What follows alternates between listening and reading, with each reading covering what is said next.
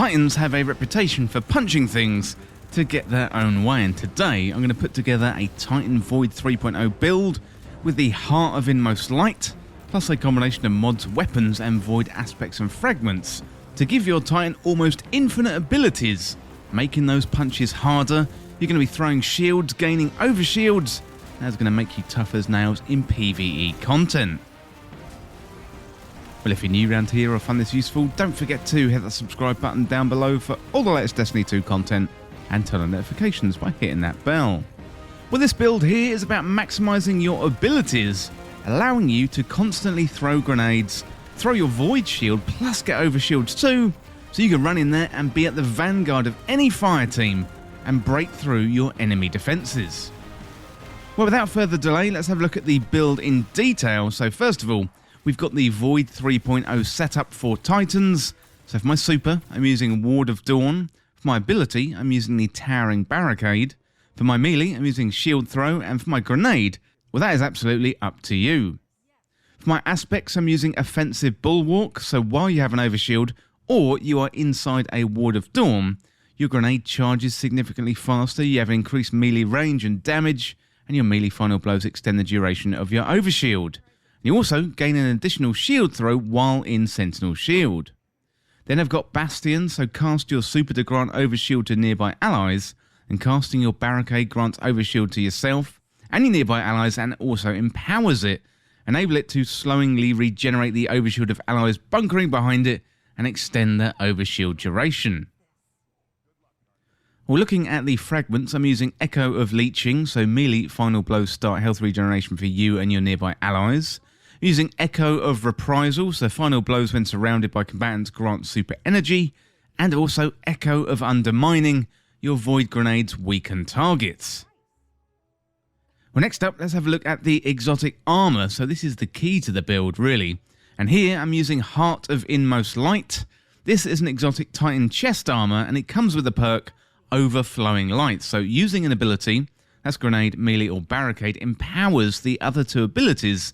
And empowered means abilities have faster regen, melees and grenades do more damage, and barricades have more hit points. We can get this one from exotic engrams, so you can farm Nightfalls. Also, you can buy this one from Zur via his exotic engram. Well, next up, let's have a look at the weapons for the build. So in the kinetic slot, I'm using Wither Horde. This one comes with Primeval's Torment. So projectiles fired by this weapon light the target or nearby area on impact. It also comes with Break the Bank, so blighted targets take more damage over time and blight the nearby area on death.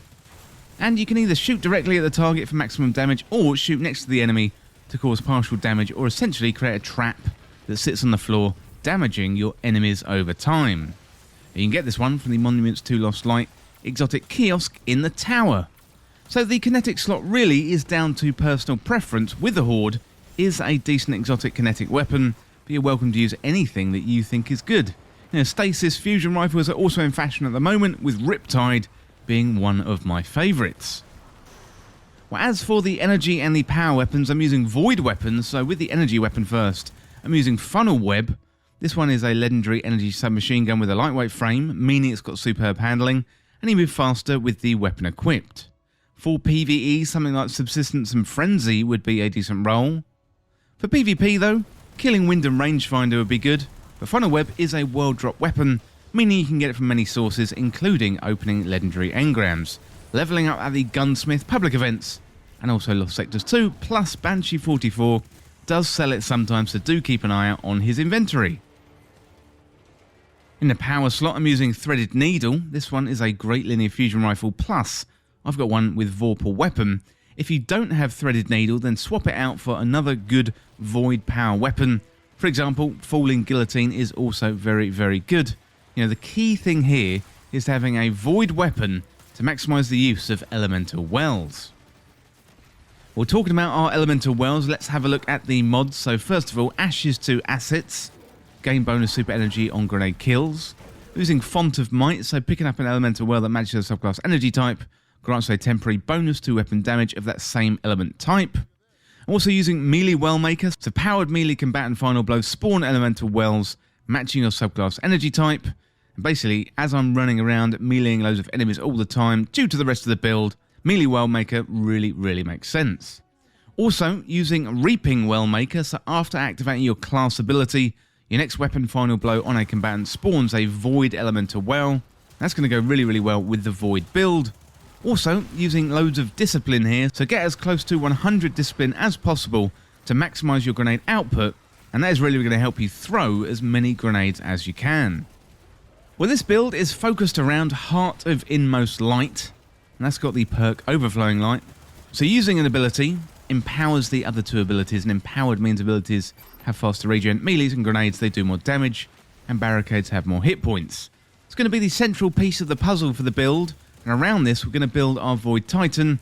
We're going to improve our ability regen so it's nice and fast, and we're going to be throwing grenades and shields until the enemies can't take any more. Our Void aspects and fragments do a lot of good work here, so Offensive Bulwark is going to improve the grenade regeneration when you have an overshield or when you are inside a Ward of Dawn. Through Bastion and casting our Barricade, we're going to be granting not only ourselves an overshield, but we're going to be helping out our fireteam members at the same time. These things are going to work hand in hand to bolster the speed as to which we are gaining abilities. The combination of our exotic armor and the Void 3.0 setup is going to be a great start, but that is further boosted by our weapons and our mods. Given this is a Void build, we're going to be using Void weapons. That's going to help us create elemental worlds, which in turn is going to help us top up our abilities and also increase that damage output. So we're looking for good Void weapons. I'm running with Funnel Web, one of the best Void SMGs in the game at the minute, and it's also quite easy to get. The power slot is also Void, and there are a few options here. So if you want a little range, I'd recommend the linear fusion rifle like Threaded Needle, and if you want to go in up close and personal, then a Void sword like Falling Guillotine may be better for you.